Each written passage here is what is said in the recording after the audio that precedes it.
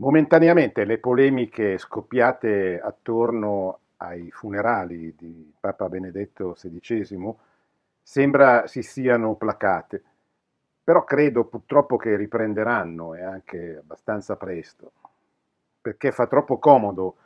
ai giornaloni suscitare contrapposizioni, inimicizie con le quali sperano di superare la crisi delle vendite che, come sappiamo tutti, sono in continua diminuzione. Anche alcuni cattolici si prestano a questo gioco, dimenticandosi un principio fondamentale, cioè che l'unità e la comunione nella Chiesa sono molto più importanti delle differenze, che pure esistono e fanno parte della, della complessità della Chiesa al suo interno. E sarebbe allora importante che ci si accostasse all'opera di Ratzinger Benedetto XVI, alla sua opera intellettuale straordinaria, con l'intenzione di studiarla, di imparare dai suoi scritti, invece di usarlo per fare polemiche. Certamente non è un'impresa facile, la sua opera è immensa, sia come teologo nella prima parte della sua vita, dal 1953, quando ottiene l'abilitazione all'insegnamento, al 1977, quando viene consacrato vescovo per guidare l'arcidiocesi di Monaco, di Baviera. Poi come prefetto della Congregazione per la dottrina della fede a partire dal 1982, quando San Giovanni Paolo II lo chiama a guidare l'ex Sant'Uffizio. Quindi come pontefice dal 2005 al 2013 e anche come Papa Emerito negli ultimi 10 anni della sua vita, senza dimenticare la grandissima opera sulla vita di Gesù, la cui stesura ha accompagnato tutto il tempo, tra virgolette, libero del suo pontificato. L'opera Omnia di Ratzinger Benedetto XVI è di 16 volumi, dei quali soltanto 6 sono stati pubblicati, tradotti in lingua italiana. Si tratta dunque di un lavoro difficile da studiare, il suo pensiero non è un pensiero qualsiasi, non sono opere qualsiasi. E tra l'altro bisogna distinguere il magistero da pontefice, che ha un'autorità diversa dalle opere teologiche, compresa la vita di Gesù, come lui stesso ha voluto farci sapere, dicendo, pur avendola scritta in gran parte durante il periodo del pontificato, questa è un'opera scritta dallo studioso Joseph Ratzinger, non dal Papa Benedetto XVI. Però bisogna fare questo sforzo, altrimenti si rischia di buttare via un lascito straordinario che potrebbe fare un bene enorme in futuro, ancora maggiore del bene che Ratzinger Benedetto XVI ha già fatto fino ad oggi. Per cominciare, per accostarsi alla vita e al pensiero, suggerisco la lettura della sua vita, scritta da Peter Sewald, lo scrittore che lo ha seguito per 30 anni, pubblicando 4 libri intervista con lui, e che fra l'altro si è convertito al cattolicesimo da marxista qual era, proprio attraverso questa frequentazione costante, continua con Ratzinger. L'opera di Seval, tradotta in italiano e pubblicata da Garzanti nel 2020, è un'opera imponente di 1200 pagine, ma sono pagine di facile lettura, nonostante la mole. Essa, quest'opera, permette di cogliere il motivo di fondo che ha sempre animato tutto il lavoro del futuro pontefice, quello di rendere presente Dio agli uomini del proprio tempo. Lo specifica lui stesso nell'incipit di questo volume, dove si legge, cito espressamente le sue parole, dove Ratzinger dice: il mio intento di fondo è sempre stato quello di liberare dalle incrostazioni il vero nocciolo della fede, restituendogli energia e dinamismo, questo impulso è la vera costante della mia vita.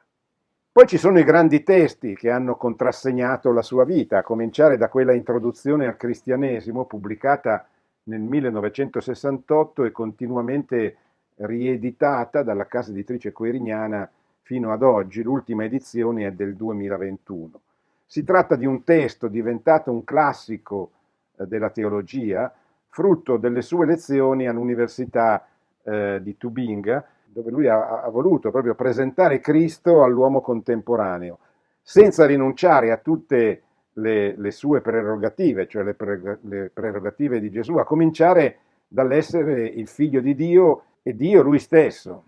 cosa che allora, soprattutto in quegli anni convulsi successivi al 1968, era molto messa in discussione anche da parte di diversi teologi. Come spiegherà lo stesso Ratzinger nel 2000, nella prefazione a una nuova edizione di questo libro, esso, secondo l'autore, era ancora valido oltre 30 anni dopo, perché cercava di offrire un rimedio alla crisi dell'epoca segnata da due date emblematiche, il 1968 e il 1989. Quest'ultima segnando la fine del tentativo marxista di rinnovarsi, cioè di rinnovare la propria ideologia, la propria presenza nel mondo, al fine di conquistare il mondo, con il tentativo messo in atto attraverso la rivoluzione del 1968. Questo tentativo fallisce e la caduta del muro di Berlino è l'espressione di questo fallimento. Però questa crisi del socialcomunismo, spiega Ratzinger in questa prefazione del 2000 per dire guardate che questo libro io ritengo, benché sia stato scritto nel 1967, sia ancora utile, diciamo così, perché il motivo che mi spinse allora a pubblicarlo non è stato messo in discussione dai due eventi particolarmente drammatici avvenuti successivamente, cioè il 1968 e il 1989. Perché? Perché la crisi, il fallimento del socialcomunismo si verifica contemporaneamente alla crisi del mondo occidentale. Quest'ultimo, l'Occidente, infatti, era diventato, spiega Ratzinger, un mondo caratterizzato dall'assenza di Dio, in particolare dall'assenza di Dio nella vita pubblica. Ratzinger impiegherà tutte le sue energie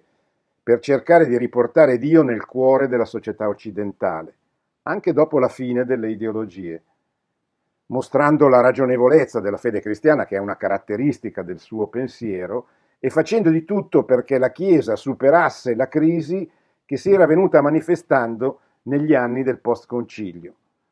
ma che era cominciata molto prima, come lui stesso denunciò con un articolo famoso che abbiamo ripubblicato su Cristianità alcuni anni fa, I nuovi pagani e la Chiesa. Un articolo nel quale nel 1959, scusate, diceva quello che sarebbe avvenuto e l'avremmo capito poi successivamente tutti, ma che allora non era di così facile comprensione. Cioè lui diceva nel 1959, guardate che i cristiani che vengono in chiesa la domenica sono dei pagani perché non conoscono quello che fanno, non conoscono la loro fede. E quindi lui cominciò a denunciare, diciamo così, questa cosa molto prima, e poi però si rese anche conto, a concilio ancora aperto, ciò che stava avvenendo e cominciò a denunciare la sua interpretazione, cioè l'interpretazione del concilio come evento dialettico di rottura con la Chiesa precedente, che era proposta dalla scuola di Bologna, quella guidata da Giuseppe Alberigo e poi successivamente da Melloni, e soprattutto dai media di tutto il mondo. Nell'ultimo discorso, prima della rinuncia al pontificato, ai parroci romani dirà: ci sono stati due concili, quello dei media e quello dei documenti, e sono in contraddizione fra di loro. Ratzinger, da teologo e poi da pontefice, elaborò invece, al contrario, una interpretazione del concilio strettamente legata ai documenti, che leggeva questa interpretazione, il concilio, come una riforma nella continuità e non come una rivoluzione settaria e radicale. Per capire questa sua posizione sarebbe molto utile leggere il libro intervista, rapporto sulla fede, scritto con il giornalista Vittorio Messori, pubblicato nel 1985 dalla casa editrice San Paolo, che fu un altro libro importantissimo per capire il ruolo che ebbe il pensiero e il ruolo che ebbe Joseph Ratzinger, prima teologo, poi prefetto della Congregazione per la Dottrina della Fede. Un libro che contribuì a rettificare tante opinioni sbagliate sul concilio stesso. Così come sarebbe importante leggere i due grandi discorsi sul concilio, quello a inizio del pontificato nel dicembre del 2005 e quello alla fine del pontificato che ho già ricordato prima, appunto dedicati al tentativo di spiegare che cosa fu veramente il Concilio Vaticano II, nel quale Ratzinger fu consultore del cardinale arcivescovo di Colonia, Frings, e che aiutano a superare le tante mistificazioni che sono state fatte di questo grande evento della storia della Chiesa, il più grande evento della storia della Chiesa del XX secolo. Poi naturalmente per capire il suo magistero, in questo caso il magistero strettamente pontificio, almeno le tre grandi e importanti encicliche, la Deus Caritas Est, la Spe Salvi, la Caritas in Veritate, che trattano i temi della speranza, la Spe Salvi, della carità, dell'amore, la prima, e la Caritas in Veritate è un'enciclica sulla dottrina sociale della Chiesa molto importante, oltre alle numerose esortazioni apostoliche e ai tanti interventi, discorsi che fece durante gli 8 anni del suo pontificato. Mi fermo qui, c'è già tanto da studiare soltanto leggendo queste indicazioni, e mi fermo con l'invito a rileggere, che è sempre meglio di leggere una sola volta, perché rileggendo si capisce molto di più, molto meglio e si va più in profondità. Ratzinger, Benedetto XVI, aveva capito che la crisi della Chiesa e quella dell'Occidente avevano la stessa origine. E questa origine, secondo lui, era l'assenza di Dio, il trionfo delle culture laiciste che avevano isolato Dio, relegato Dio all'ambito strettamente privato e soggettivo. E sempre lui ha indicato la medicina, la ricetta per uscire da questa crisi, che consiste in uno spirito missionario che la Chiesa, i cattolici battezzati dovrebbero ritornare ad avere. Uno spirito missionario che riporti Cristo nel cuore della vita delle persone e nel cuore della vita pubblica. E per questo istituì il Pontificio Consiglio per la promozione della nuova evangelizzazione, che rimane tuttora.